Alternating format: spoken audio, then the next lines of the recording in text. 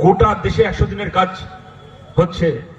খালি যে রাজ্য থেকে জিতে গিয়ে বামপন্থীরা 100 দিনের কাজ চালু করালো, আজকে সেই রাজ্যে বাংলায় আজকে 100 দিনের কাজ বন্ধ হয়ে পড়ে আছে।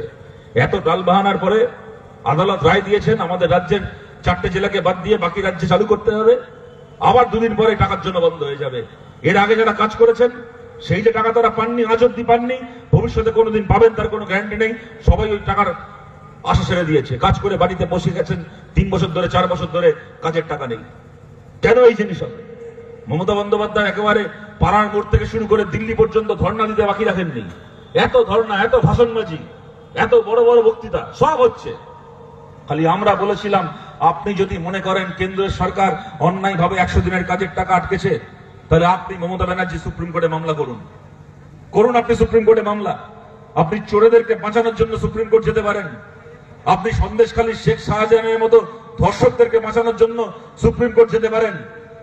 আপনি মমতা ব্যানার্জি 100 দিনের কাজের টাকা চেয়ে কেন যেতে পারছেন না? আমরা বলেছিলাম যদি 100 দিনের কাজের টাকা চেয়ে সুপ্রিম কোর্টে গেছেন, আপনাকে বলছি মমতা ব্যানার্জি, আপনাকে একটা নয়া পয়সা খরচা করতে হবে না। আমাদের পার্টির নেতা বিকাশ ভট্টাচার্য বিনা পয়সায় পশ্চিমবঙ্গ সরকারের হয়ে মোদী গভর্নমেন্টের বিরুদ্ধে মামলা লড়বে। করুন আপনি মামলা। কে আটকেছে আপনাকে?